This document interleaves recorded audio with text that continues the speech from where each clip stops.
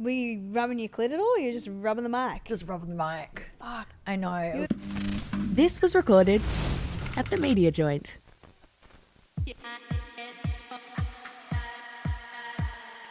That is so rogue. Boy, that's a bit rogue. Is it even that rogue? Welcome back to another episode of A Bit Rogue. Before we start this episode, I do want to pop in a tiny little trigger warning because my guest, similar to me, has experienced DV. So if that is a sensitive topic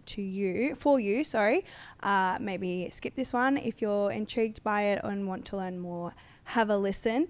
But today in the studio, I have Lauren Dunn. You may know her from MAFS season 11, I think it is. She is the host of A Bit Fun and a huge advocate for DV. Hi. Welcome. Thanks for having me.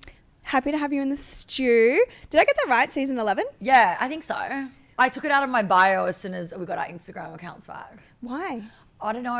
I just felt like I looked at the previous seasons of people who'd been on the show because I love the show. I watch it. I mean, it's toxic as fuck, but whatever. But you're a Bravo girl, right? I'm a huge Bravo girl. Same. Yeah, I'm a Bravoholic. But I was like, oh, all the people that kept it in their bios like seemed a bit. They were just like. What year were you? Last year. Really? Yeah. Oh my gosh. So you're on Tristan's year? Yeah. Okay, Slay Bill. Yeah, I love Tristan. He's from my area. Is he? Yeah. Yeah. Have you had him on the pod? Yeah, he came on as soon as he came off the show. Yeah. Oh, did he? I think I yeah. saw clips of that. I knew when he was getting married. Yeah. Okay. Yeah. Bless him, he still hasn't found love. No, he's not looking in the right places. No, he's not looking in the right places. So it was only last year. What do you mean MAFS isn't the right place? He was not partnered up with the right person for him. No. Deliberately. That was awful, and I felt so bad for him because he got everyone loved her, and it was that was not the way it was that I saw. I think, and then Cass is a gorgeous girl, right? She, from what I've heard and seen, I don't know her very well, loves a big, jacked up gym dude. Yeah. So I knew She needs a Goldie man. I knew she wasn't keen on Tristan, but she played it well. Oh, good for her. That's polite. She was very nice to him. Yeah. Yeah, she treated him really well, actually. And she was really patient with him. Yeah. Yeah. That's good. Was there any thing that you left MAFS and you were like, I would never do that again? So much. Really? As in what Just the experience. I've had a friend that went on The Bachelor and she didn't like the concept of having to bunk with people that she was fighting with a man over. Fuck no. Yeah. To me, that is absolutely horrific. I wouldn't do a show like that purely for that reason. But see, I would actually do MAFS in without the cameras. Yeah. Because I feel like if a man was locked in a room with me for 6 weeks, he would actually really like me. Well, that's the thing. I know Jono liked me. Yeah. And I think that's when I said, I want to leave. I don't want to Did you be get here. the ick? I got the ick Yeah. really badly. And to the point where this is so mean, but he'd walk in the room and I would just shudder and look the Yeah. other. I could just oh. Was it his teeth, his breath, the No, sound of his it was breathing? just I said this on the show. They actually ended up cutting it out, but I got absolutely rinsed by the experts at the commitment ceremony the night after, because the experts sit and watch the dinner party, which is filmed the one night, and then the next night is the commitment ceremony, and we go in straight away. You film till 5 or 6 in the morning sometimes, and then you got to be up at 10 a.m. and start filming again and go again until 4 in the morning. So I got absolutely rinsed by the experts up to the first dinner party, and they were like, the second. Lauren, we heard you last night, making fun of Jono and the way he speaks to your friends, and that was unacceptable behaviour, and you're calling him a robot and R2-D2, and Jono didn't know I'd said those things, obviously. Aww. And I was like, that's kind of mean. I should have said it anyway because it was on TV. And I was like, yeah, I'm sorry. So they really threw you under the bus. That's They heavy. threw me under the bus, but it was just, he was very monotoned, and I didn't feel like I was getting any energy or emotion or anything real from him. And that was our constant battle. He said he didn't feel like he could be his real self because of me. And I said, well, I don't feel like I'm getting to know you because you're not being a real person. And that gave me the ick. But we were intimate on the first night, and we continued to do so for 2 weeks. So you were buffing? We were buffing. That's all we did. Okay. I love that for you. Literally 3 or 4 times a day sometimes. No way. No, that's all we did. That's so funny. I got a rogue thing to tell you about That's that. hilarious. I know. So one of the dinner parties, so you go into the tents, right? Yeah. Before the dinner party. And we're in our tent and Because you can be in there for a while, right? been there for a while. Oh, this is so fucked up. And so I'm scared. I know. So everyone's like next to each other, and like at any time a producer can just come and rip it open and be like, come out. Are you mic'd up? We're mic'd up, Yeah, but right. there's a trick to stop you from being heard on your mics. If you've got the fluffy thing, you just go like this over your mic. Oh, you keep rubbing it. You keep rubbing it. Everyone needs to know that, because I saw a thing on TikTok the other day of like people being like, fuck, you forget you're mic'd up and you go to the mics. toilet. Yeah. They won't use anything like that. No, like, they won't use it, but still someone has to sit in the sound check room and someone's listening. Yeah, exactly. I had I'll tell you my hot mic story after this, but there's like 2 seats in there and they give you some snacks and whatever, and we could hear everyone talking around us, and you don't know when you're about to get called, and we were like, this is the only really exciting thing we did a couple exciting things. We had sex in the tent, and I could How long for? like not long. I just kind of sat on his lap. And I had this like long ball dress on the dress up. It was wild. But that's kind of what we did. We did our thing, right? That's and then when I got the hilarious. ick was when like the personalities weren't gelling and the chemistry wasn't there personality wise. And I find it really hard to like be touch someone, be intimate with someone if I've got the ick totally. I actually fully understand Yeah. that. I don't even need the ick to have that. And I just decided one day I was like, I can't do this anymore.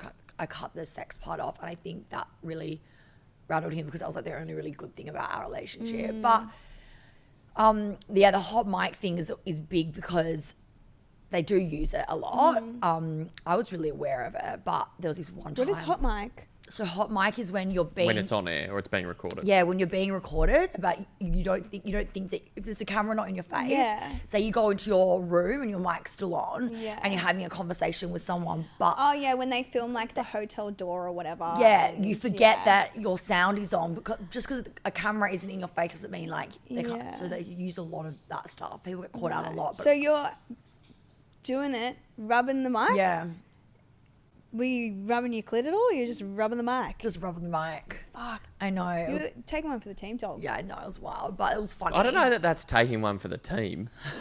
For your husband. Well, for my I husband. guess. Well, I suppose taking 2. It was very funny. It was very giggly, but the hot mic thing is wild. I remember on our honeymoon, I kind of had a realization the next day after the wedding. 'Cause the wedding was really fun. I was like, oh, I've made a mistake. I want to go home, and I was really rattled.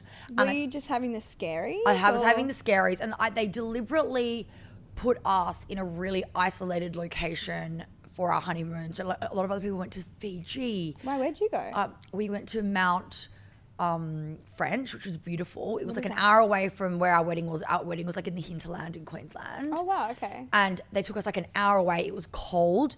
The lodge that we went to was absolutely glorious. Like the staff there and everyone was amazing. I would go back, but they hadn't opened yet. We were the first guests. So there's no one there. They put us on a mountain in the middle of nowhere, just the 2 of us. No alcohol until like 5 o'clock. There's nothing to do, right? Yeah. Or we could play like chess or like play tennis or whatever. And they did it deliberately because they knew that it would fuck with my head. And it did fuck with my head. I was like, it made him seem boring. And they wanted me to talk about how boring he was because they love that narrative of like the outgoing girl, like tearing Yes. down the poor, like soft-spoken man. And Do you need like in your actual life now like a man that takes lead? yeah, I would love that because Yeah. in my life, I'm calling the shots with everything I do. Yeah. I would love that, but also like not in a controlling way. No. Just in a really like let let- me help you way, let me support Yeah. you way. Let you be able to be in your feminine. Yeah. Like, yeah. Like, and just, when you share a home with someone, you've got all these like bills and responsibilities, and it would be really good to have someone like help me out, like lead the way. Yeah. If they want to pay Lead the for way. everything, Okay. that's Just fine. like do you want to get the BPay number? yeah, like Pay my bills, baby. pay my bills. That would be nice. I mean, I've had that in relationships, and it is nice. You feel very like taken care of. And like a lot of people you will hear this and be like, well, you're a self-proclaimed feminist, which I am. I feel like everyone should be a feminist. Feminism just means you're for women. That's all it means. Yeah. Why do you want a man to pay for everything? Like, if you want to be a 'Cause feminist, it's fucking nice, because Jill. it's nice, whatever. That's it. I don't really have like a deep I would answer. rather my energy bill paid than a bunch of flowers that I Same. don't like, you know. So I would like I. flowers. I love flowers, But I also like having less Yeah. outgoings. I agree. Flowers to me though really represent like I've done something wrong. Yeah, but that's trauma, dog. That's so trauma. Yeah. Like constantly. I remember even with Jono on MAFS, after this whole incident thing happened, he went and got me flowers, and like, of course, he like organised for like a pap to take a photo of him so he could like get. Do they pay for it or he does? No, he paid for it. They were just from Woolworths. Oh, well, fucking what the fuck? Please don't buy women Woolworths flowers. I know. Just don't.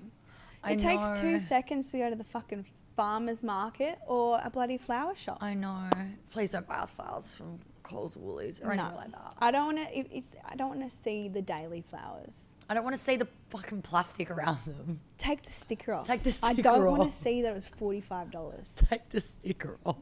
No, but you know when they try and scratch the sticker off, and it's all Just like scratch it. paper. You know, okay, there's a little tip. So if you are going to, you know, everything's closed, it's 8:30 at night, Yeah. you got to grab them from Woolies.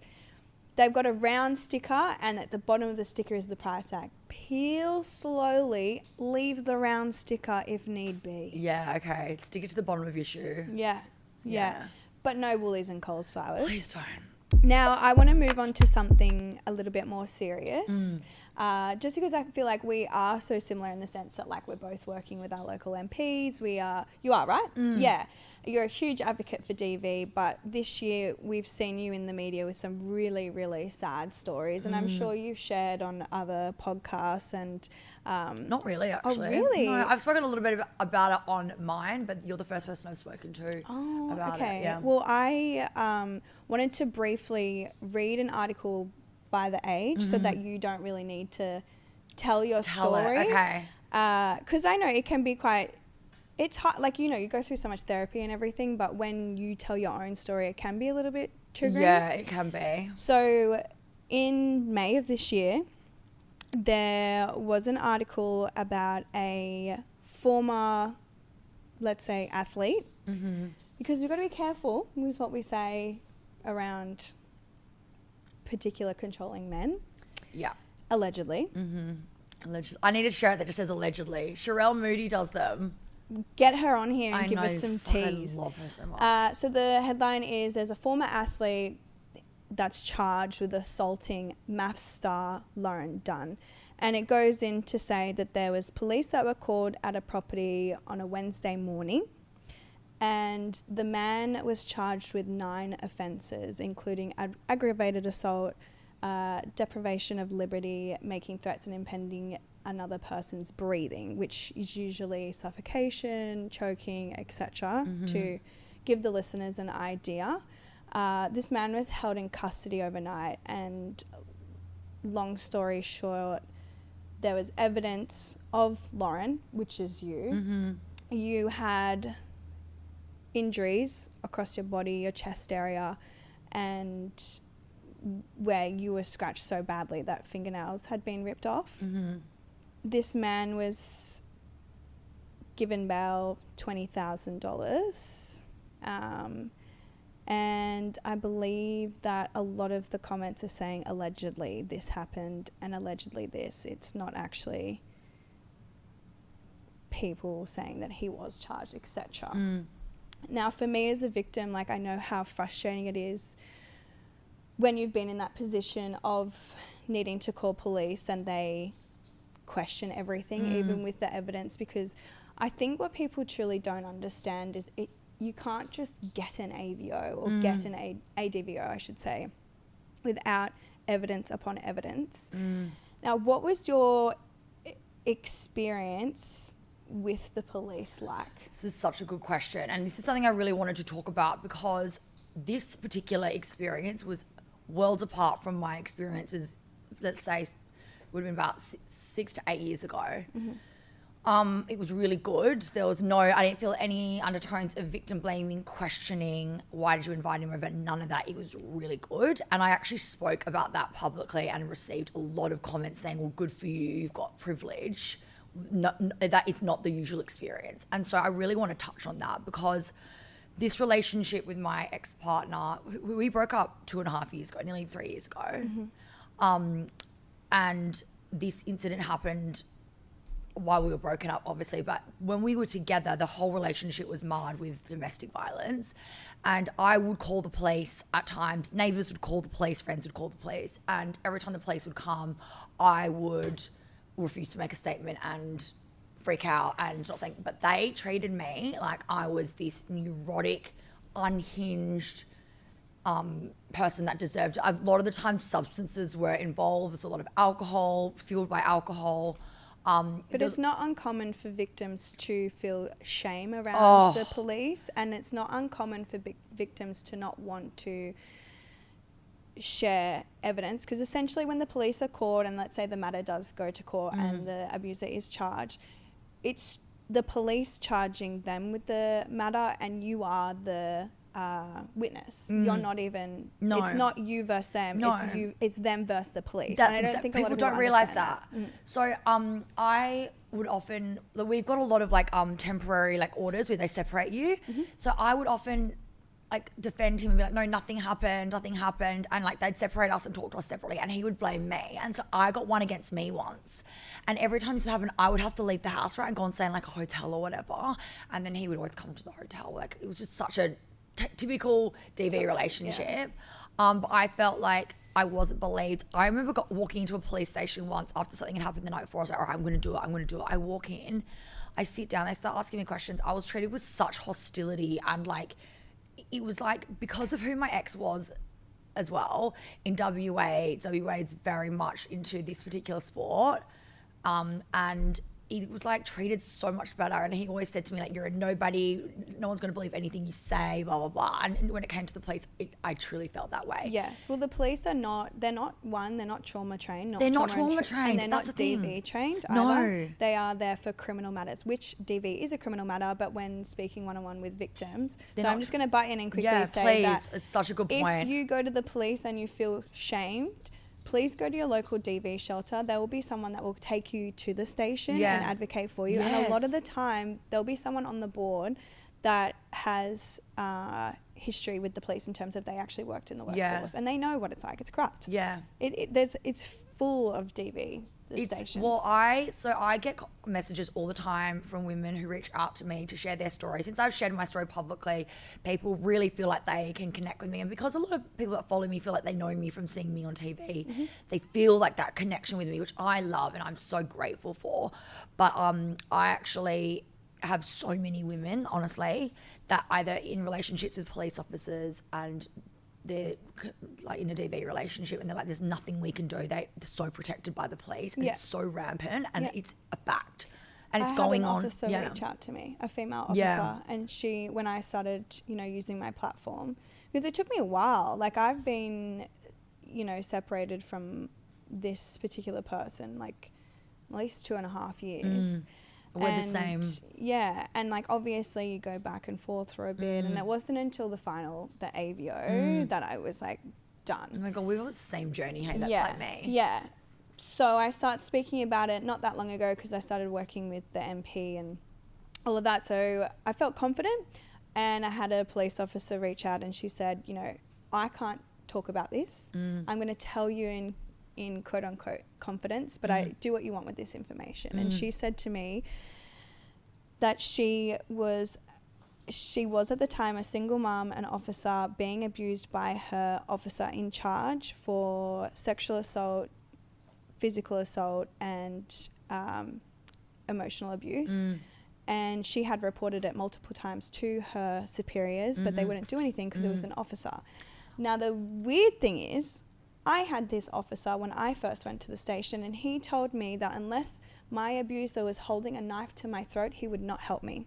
What the fuck? This woman was then about, I'd say 10 weeks ago now, she's been stood down medically by the Northern Beaches police, and she's going through court now to sue them, but she will be silenced legally. Absolutely she will. God, I think I've heard that exact story multiple times. Yeah, so you can't, I'm not saying don't go to the police because you need to. Yeah. Go to the police. Take someone who can advocate for you. Don't expect the police to solve the issue. Honestly, if you feel shameful of your experience and you don't feel safe, go to a DV shelter. They are so supportive. They're everywhere. And if you don't know where to find one, call the Salvos, call Lifeline, call anyone to find one. But I think the safest option is go to a DV shelter if you don't feel protected. Even if you don't feel comfortable going to the shelter, there are services that will call you and help you just over the phone as well.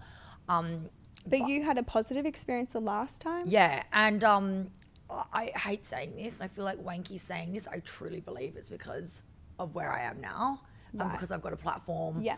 I know that they knew who I was. I got treated really. It was almost like they were stepping on eggshells with me, because it's like, well, if we don't. And I'm not taking away from the police officers, because these particular officers that I dealt with this time were different from the last time. But one of the last times I had an interaction with the police that came to our house when we were called, the female officer added my ex on Snapchat and was sending him like sexy pics on Snapchat, and because I went through his phone, obviously, because I was delirious, like just in a fuck situation, and I actually made a formal complaint with the WA police, and 3 months later I got a letter saying they did an investigation, didn't see any wrong. And I was like, well, how did you investigate? No one asked me a question. No one asked him any questions. What was the investigation? It's like, what the fuck? How am I meant to feel safe when that's happening? And like, do you know what? They'd come to the house and they'd be like, oh, like, Crow's like talking to him about like footy stuff. And I'm like, what the fuck is going on? Yeah, that's why I went to my MP, because I said, if the police are not going to fucking help me, who's going to help? Yeah. But my thing was like, I take my son to the gym most days, right? And he sits there, and I started getting women, I'd say over 40, come and sit down and talk to me like, oh, that's your son. And people notice when you're there on like a Wednesday and a Sunday, and you've always got your child, people clock on. And they start to share things, and they start to share saying, you know, oh, I went through really long legal battle with my abuser and blah, blah, blah, blah. Because we have a weird like grey gap in our system, because the problem that I'm really seeing at the moment is abusers can still control their victims with anything legal. So like, you've gotten a cease and desist from your abuser, I've gotten a cease and desist from my abuser. Why is that being allowed to happen? Well, so I went straight to my MP and I said, I'm not going to take the police on, but I will like show me someone in Parliament that I can speak to. Yeah. Like just anyone. And like, that's what we're working on right now, because so many women we're lucky. We're in the digital era. We can connect with so many women. We are lucky. I really want to make it really known that I am very aware of how lucky I am. Yeah. How much support I have, the fact that I can sit here with you and have this conversation, and there's so many women suffering in silence. I know that gets thrown around a lot, suffering in silence, but that is truly what it is. Yeah. Well, I met this lady, she came up to me, she went through 75 court proceedings with her abuser. That makes me physically unwell because she didn't know what to do. She had no one to talk about. She didn't have any of the resources. She wasn't able to access legal aid, so it came out of all her pocket. And it wasn't until she appealed it in the federal court that they threw it out, because they were like, why is this woman going through this? And obviously it's a little bit different when it's a family matter, because it gives them more of a reason to be able to take their victims to court. But yeah, there needs to be something done, because obviously my situation, and I feel confident in speaking about this because now I'm working with Parliament. So if I do get a cease and desist from saying this, I actually don't give a fuck. Who fucking gets on a cease and desist? Send me all the cease and desist you want. That don't worry about that. That does not matter. But the Keep thing talking. was, the cease and desist was coming from the lawyer. It's just to scare you. No, but specifically in my ADVO says that there is not to be any stalking of my social media through my abuser and through others. So why is the lawyer breaching it? And then I since learned that you can actually report lawyers for unethical practice. I know. Didn't know that, though. Yeah, I have to be really careful about what I say about my defamation case, because every time I say one thing about it, I get another letter. But I'm like, every time you send me a letter, I know that it's costing you a lot of money. I don't disclose my abuser's gender, anything like that. So it's like, have fun trying to sue me for defamation. Well, exactly. But I think with me, because people know who my abuser is, my alleged abuser. It's difficult, but do you know what's wild? Okay, I actually want to show you something. I posted it on my Facebook last night. I saw this. For Facebook? Shut up. You're giving millennials. Shut up.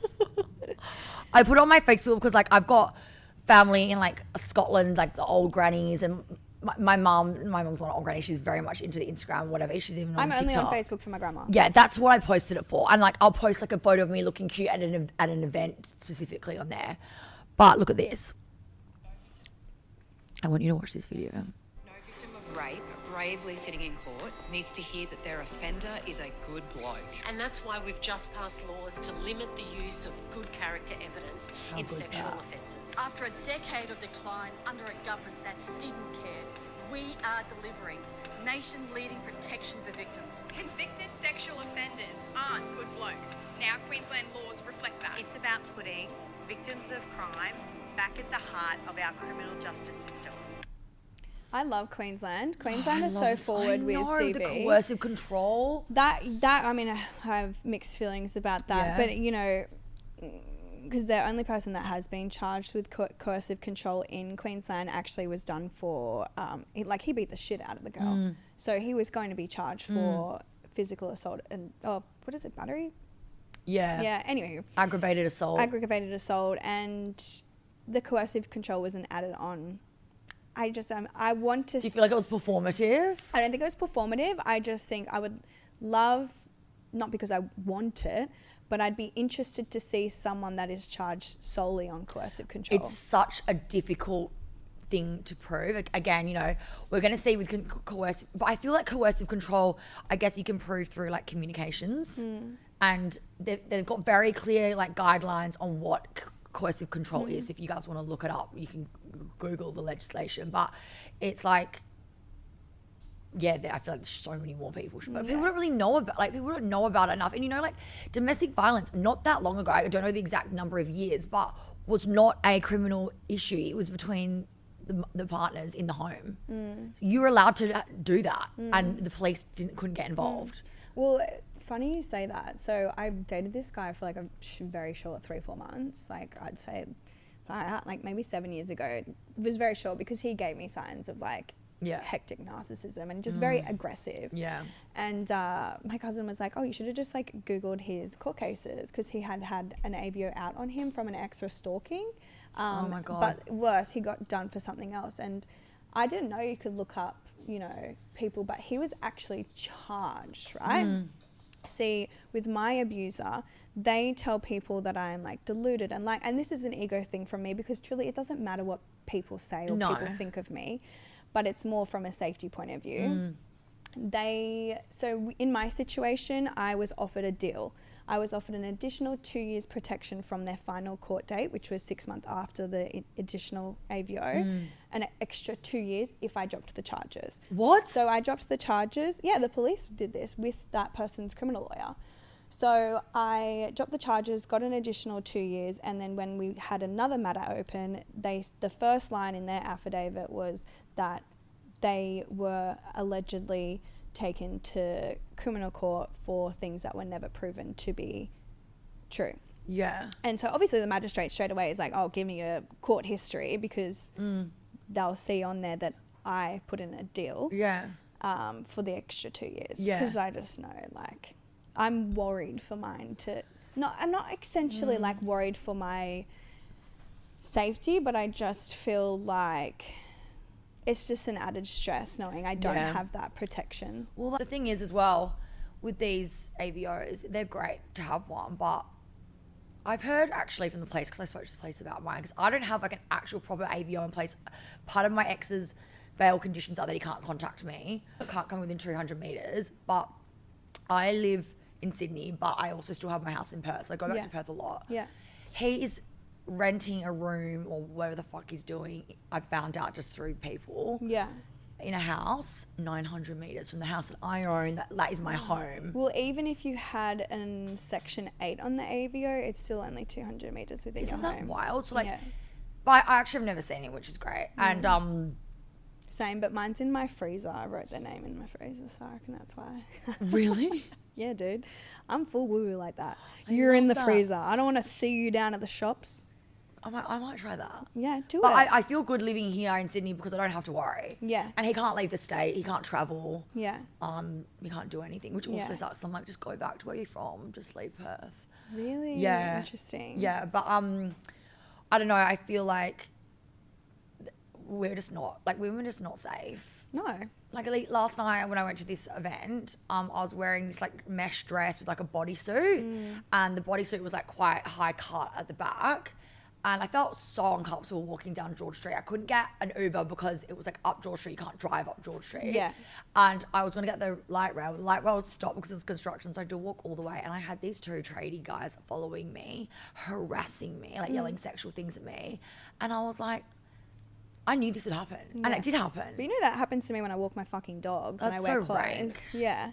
Yeah. Like, imagine a woman being like, hey, yeah, get your fucking dick out. Yeah. Show us your dick. Like, Yeah. what? I don't want to Oh, ever that, see that a makes me want flaccid to penis drop on my... the- I know. yeah. That makes me want to drop my pants Yeah. and get to my knees when you yell at me like No. that. It's so disgusting.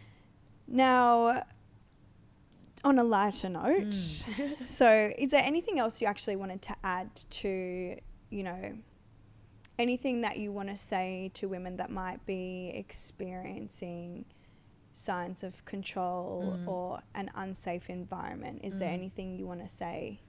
Look, the number one thing for me is as soon as you start seeing any kinds of signs of control, whether they're telling you what to wear or getting upset if you want to go out for dinner with your friends, any signs of isolation from your family, whatever, leave. But in saying that, I understand how hard that is once you've fallen in love with someone. It's very difficult. So what I always tell women is please tell someone, tell a friend, start documenting. I used to write everything down in my laptop. I used to journal everything. So there was... Tell your friends. Yeah, tell your you friends. know, a lot of my evidence came from, because when you're being abused, you don't think to, oh, you know what, I'm going to jot that down. Not many people do. Text your friends, have a paper trail. All my evidence came from Snapchat. I forgot I even used Snapchat. Snapchat, Instagram, and my text with my girlfriends. Exactly. It's That's all where there. all mine came from. I really hope it doesn't get to this point for anyone, but if there is physical abuse, please take photos. Yeah. And hide them in a secret folder on your phone, because my abuser went into my laptop and deleted all my notes that I'd ever written, because I think he realized what I was doing. You got to send it to your friends. Send it. My girlfriend is a psychologist. She actually came to the station with me, and she was the one standing there going, watch this video. Yeah, exactly. I didn't even have the video that she was showing. So I must have sent it to her being like, keep this just in case. Just in case. But even if they like spit on you, take a photo of the spit on you. If someone spits on you, that's assault. Yeah. I used to do, like, my abuser, I had to take my ex, I've had partners since him. He's not the ex, you know, like I've been in love since him. Like he is my ex from a long time ago. That was a terrible relationship. Call him the perpetrator. The perpetrator. Like, I hate saying my ex. It's like, you're not my recent ex. You're not in my, I haven't loved you for years. So like the fact that you came to my house and did this to me allegedly in my home that I bought, that's my safe space since I got away from that relationship, like fuck you. And that's why I think I had the confidence. I was like, fuck, I don't want to the police. Anyway, so he used to always take my phone. He used to take my SIM card out of my phone and take it to his work. And so I used to call his office and be like, not call his office because I couldn't. I would get on my laptop and I would email people at his office. They must have thought I was insane, but no one there supported me.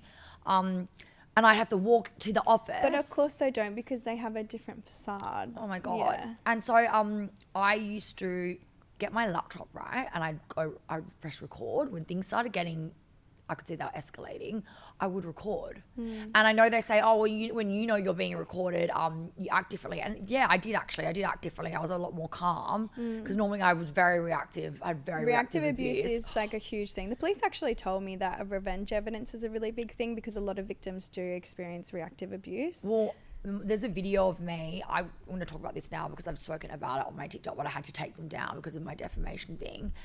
My ex took a video of me in about 2019 in the shower, naked, obviously, and we just had a massive fight. I don't know what we were fighting about, I can't remember.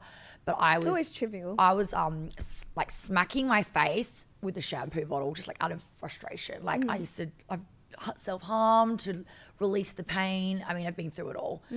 Abused substance and alcohol to try and soothe myself.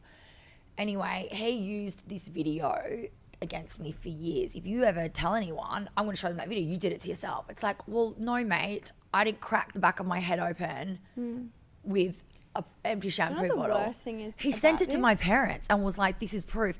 He's sent it, he's shown people. I've heard from girls that have dated people that he knows. I've got to be so careful here because this is what my defamation case is about. That he showed them that they know the details of the video. Hey girl, I just want to let you know, I've heard about this video. You were doing X, Y, and Z in the video. I'm like, oh my God, they know. And so people talk about this. Like, he was sleeping with this chick that actually works at WA Police. I think she works admin or whatever. This chick and a mutual friend said to her, like, don't date him because this is what he did to Lauren. And the e-commissions can't do anything about it because it's being shared privately. Yeah. She goes, oh, I've seen, he's shown me, she's setting her up. And I'm like, fuck you, you're showing me all these people a naked video of me. Yeah. And I talked to the DPP about it because my case has been escalated to the higher court because of the seriousness of the charges. And I was like, can that be shown in court? She was like, yeah, it can be. And I was like, what? So, and everyone in the room will see naked. it. Yeah. Why is that allowed though? I said, how is that? That's so traumatizing for me. It's so traumatizing. Like that was the worst time of my life. Do you know what though? Like this is the worst thing about it is when they get you in that state of like vulnerability and the reactive abuse. They then will try pin you for unstable mental health. Absolutely. And if you have a child, it is so fucking dangerous. Like I've literally just gone through, I'm almost on the tail end of it, but they make out that this was my biggest thing is, let's say I did have poor mental health and I went to a professional, I got diagnosed, I got medication, I got a treatment plan.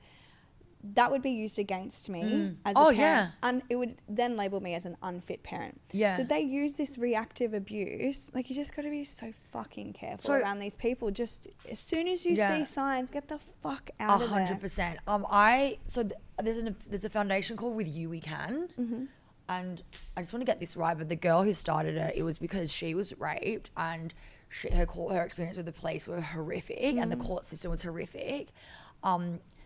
His lawyer illegally subpoenaed and I don't know if the word's sequestered, but got her notes from her therapist to make her look make her look mentally unwell. I think you can kind of get through that if they used it in court. Yeah. To make her look. Well, I had to say, I have a public My Health record. I said to the lady, I was like, you will see I've gotten a couple fucking UTIs since bloody, I don't know, 2015. And guess what?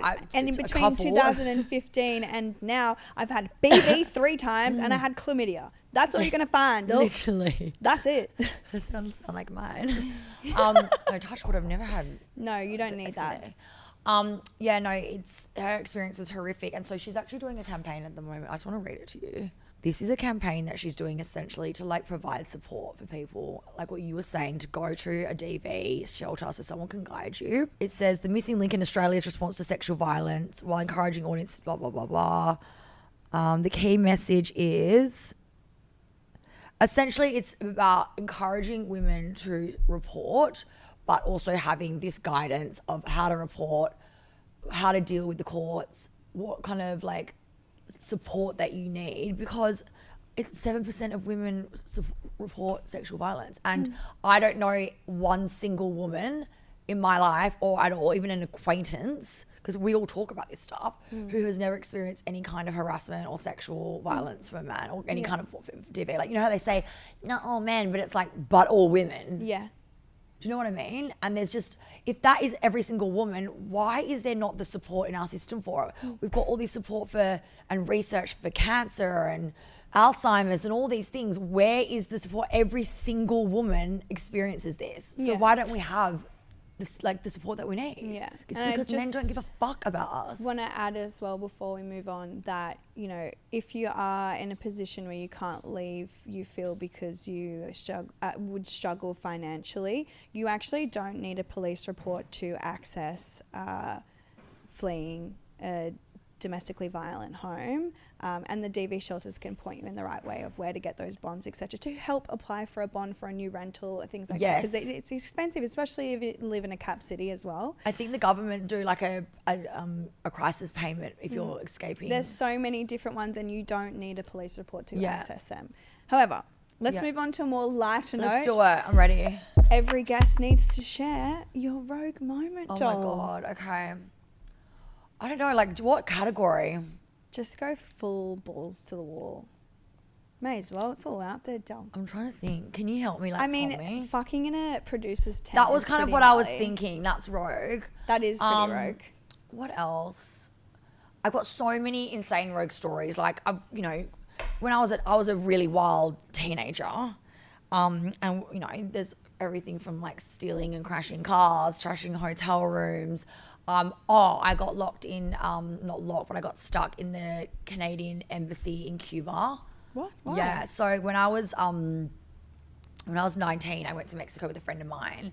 She was dating this pro surfer in Porto Escondido. Smash. I know. So we went there, and then I was like hooking up with this friend, and we were just living this. They were like Red Bull sponsored surfers, and we were just living this sick life. We ended up staying there for months.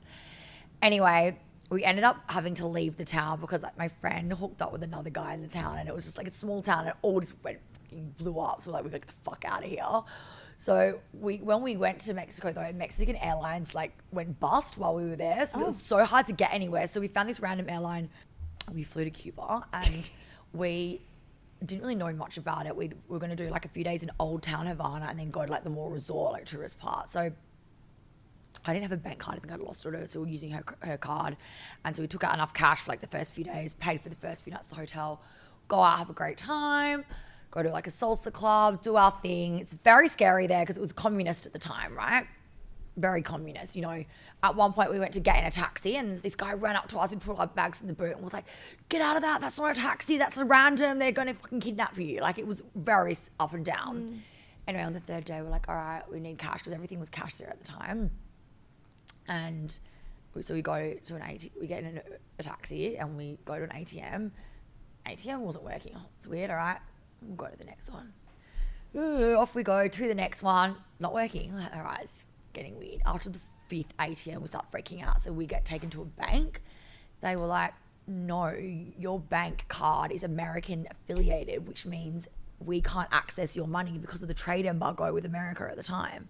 So we had no access to any funds in a communist country. And we were going, we can't even pay for this taxi. Like, what the fuck are we going to do? So the taxi takes us back to the hotel. Hotel pays for the taxi. Lucky. So we get in to the hotel lobby, and because it's communist, you're only allowed to use the internet for 10 minutes at a time, and only foreigners can use it. So we get in there, and it's dial up. I'm trying to like email my dad for help, runs out, and we were like, what the fuck are we going to do? We're like really panicking, we're crying. Never really seen my mate cry. She's like, I'm going to have to sell my Bulgari watch. And I was like, sell the fucking Bro, watch. sell the Bulgari. Sell the watch. I'm going to sell myself in a second. Yeah. So the hotel put us in a taxi to the Canadian embassy because there's no other embassies there for us. We get there, Canadian embassy paid for it. They had to contact the High Commissioner in Canberra, who had to get in contact with my parents, who didn't know I was in Cuba, by the way. They get a call in the middle of the night saying, your daughter's stranded in Cuba. We need you to transfer just enough money for flights to get us out. They wouldn't transfer them enough money to give us the cash to enjoy the rest of the time. And then it took 48 hours to transfer. Oh, no. So the Canadian embassy lady felt so bad for us. She was like, look, I've got a friend who's got a house that you can go and stay in. So we go and stay in this beautiful little Cuban lady's house, this gorgeous house. We go into our room. We had a laptop at the time. This is like 2008 or 9. No iPhones or anything. No internet. All we had was one disc of Fast and the Furious, like edition 10. So we had to watch that over and over for 40 hours. And every lunchtime, breakfast, lunch and dinner, she'd like knock on the door and like put a plate of food. I know. Bless. And then that just managed to get us out of the country. I can't remember where we flew to. And then we got a bus back to Mexico that got stopped by a bunch of cartel people and the bus got raided whilst in the bus. Were you scared? By that point, I was just so desensitized to everything. I was like, just get me the fuck home. Yeah. Yeah, so I've got so many unhinged like travel stories. I mean, How old were you? I was 19 at the time. Yeah, right. Yeah. That shit'll happen. It happened. When your frontal lobe isn't fully developed. Girl, I was like considering like bringing drugs back, and like I was like, okay, I probably shouldn't drug traffic at 19. Imagine if I got caught bringing drugs. Like, yeah, you might not be here with us still. I'd probably be, honestly, Actually, I would be in some like 19. fucking Mexican prison by now. No, I reckon you'd be out. Do you reckon? Yeah, 10 years. Do you reckon? Yeah, Yeah, okay. I That's reckon true. you'd be out. Yeah. You would have missed MAFS. I know. God, MAFS was just a rogue story in itself. We used to, like with MAFS, there was a lot of like limits on what you could drink because people think they just fuel you with alcohol, but they don't. You get like a 2 or 3 drink limit and they'll cut you off if you seem. You got to go pale ale. It's the highest like density of I was just drinking wine. But wine actually is not going to get you there in 2. Oh, I think it would be adrenaline as well, made you feel drunker than you were. But we used to sneak bottles of wine in our bags into our little tent. What kind of fucking bag are you carrying? So Jono always had a backpack, which also was Yeah. what gave me the ick. But it could fit a wine bottle, dog. He was so good. He's a useful man. his backpack, Where right? is Jono? He bought a house with Ellie. They're Who's Ellie? the girl that he Oh. cheated on me. I know them. They didn't I went really to cheat. Ali's birthday party with them. Oh, did you? Is she a nurse? Yeah. Yeah, I spent the night with them. Yeah. Okay. He's nice, but I understand. You get it? Yeah. They're a perfect match. I Perfect always said match. that they would be the best match. And they don't cheat on me. Oh, that's how she introduced herself. She was like, "Hi, I'm Ellie, but you might know me because we had an affair." And I was like, "What the fuck?" Oh I my just God, met no one you." cares, babe. No one cares anymore. No, she was so nice. She, we were going here, then we were like, "Oh, should we go to Pelicano? Should we go here?" And she was just like, "I'm just happy to be here." She's a really nice girl, and I've got no issue with them at all. And I even said to them, like, when this comes out, it's going to come out in the media, it's going to be a big scandal, the whole show is going to be about this, like, I'll support you. But it all went left because Jono made a group text with everyone on the show except for me and Sarah, and the whole text was about trying to find information about me and Sarah to leak to the press to, like, bring us down. Oh, And Tristan, that's disappointing. Tristan took screenshots of it all and showed us. Good boy. And so I just fucking lost my shit with everyone. But no, they why was I talking about them? Can I just say as well, if you're going to do MAFS this year or next year or whatever and you're trying to leak shit, just letting you know that you can actually get paid a lot more than what they're offering. Yeah, you get paid for that. Yeah, one of the boys came up to me at that party and was like, "Oh, I'm going to get paid $2,000 for this." I'm like, $2,000? What boy? Oh, I ran into one of the MAFS boys last night that I'd been like rinsing on my MAFS podcast for like a year. Yeah, well, this actual person came up to me and said, "You need to be careful what you say in your podcast." I was thinking in my head, you went on fucking MAFS, brother. Who does he think he is? I actually like him now. Who was that I that? know him. It was Elliot. Oh, Elliot. Yeah. I've got he nothing to said say to about me, him. you need to watch what you say on your show. What? Yeah, that was Who does he think he is? my height. That's what he thinks he is. Oh, but no. anyway, Yeah, he's made now. plenty of like TikToks about me, just like. Why? You went on the trolling me. same season. Yeah, but I had a lot to say about him on my podcast, which I get paid to do. That was my job. They need to relax. If you're going to go on this show. It was a MAFS recap episode that he was referencing. If you're going to go on this show and act like a fuckwit, prepare for people to say things about it. But you're also a character on a TV show. Yeah. Don't care if it's reality or not. You're still a character. You're going to have You people. know what you're signing up for. I'm so sick of this, like, oh, I've never watched the show, so I did it. I had someone come up to me that's going to be on this season, this guy at this event. Oh, I was on this season. Oh, yeah, awesome. How'd it go? Yeah, good. I could tell he's going to be a fuckwit straight away. And he was like, yeah, like, it went really well. He was like, yeah, blah, blah, blah. And I was like, oh, how do you think it's going to go for you? And he was like, yeah, really well. But I've never watched the show. And I said to him, why would you put yourself on the biggest platform? Like, MAFS is a juggernaut. I don't think some people realize how much of a beast this show is. Sometimes it's airing 3 million views a night. It's insane. Why would you go on a show that you've never ever watched? Because he's a man. It's weird to me. That's what men do. Do you know what Jade said from my season? She was like, is this going to be on TV? What? I know. And I was like, I don't know who that is when I'm looking them up. I love you. That's so funny. Now, every guest gets a game. So I feel like when you've had your guard up and you've had to protect yourself, when you're a victim, your actually standards go very low at first. And then they shoot right up. Yeah. I Oh, that feel is like- so true. Yeah. I had this situationship with this guy for so long. I thought I was in love with him. He treated me like fucking shit. And now since that's ended, a guy literally blinks at me wrong and I'm like, nah, no. Okay, that's what I did. The first guy I literally went on a date with after I got my AVO and everything, I was like, he is the love of my life. I still have a little bit of a trauma bond to him. Yeah, I feel like same. Jock can back me up on that. But I've since like this year, I'm like, what the fuck? Yeah. We were hanging out like once a month. Yeah. He wasn't taking me to dinner. No, absolutely not. So the game is called, it's pretty easy. It's just bare minimum or princess treatment. Okay. Dating edition though, not serious relationship. Yeah, okay. First one, books a nice dinner. Bare minimum or princess treatment. Bare minimum. Agreed. What kind of nights? Are we talking mimis or chin chin? They're both nice dinners. I had a really average meal at Chin Chin. I think it was because the company was average. I hope he's not listening. They won't be, darling. I'll block their IP. Calls you once a week. Bare minimum. Flowers, but only on Valentine's Day. Bare minimum. Still follows all their exes on Instagram, just doesn't speak to them or engage with their posts or stories. Oh, I don't care about that. You don't? No. Like, if you follow them, like, unfollowing them means that you still feel something. Yeah, got it's you. petty. Do you know what I mean? Yeah. You I either like block and that's it, or Yeah. just keep going. Like, if I unfollow you, it's because, like, I mean, I'm blocked by all my exes. I've got my favorite boyfriend still on Instagram. Yeah, my favorite others are boyfriend doesn't have Instagram, which I love. No, that's my. I say this like every So episode. That's hot. my ideal man. Like he needs to be following more than he has followers. 100%. And also, Instagram's for the gays and the girls. I stand by that. 100%. Yeah. Well, thank you so much for coming Thank in you the for studio. having I know that was a me. bit of a heavy one, and everything that we have said on this show is alleged. Yes. Just to finish that up, add that into the transcript, Spotify. Thank you. But if you follow me, you'll see things unfold if you're interested in following the story. Yeah, well, I'll put Lauren's Instagram in the show notes and the podcast in the show notes as well, so everyone can have a listen. But thank you so much for coming on. Thank you for having me. I'm so happy. Like, I've wanted to do this for ages. Thanks for listening to A Bit Rogue, where we uncover the stories of athletes, artists, and celebrities with their most rogue moments. Episodes dropping every Wednesday.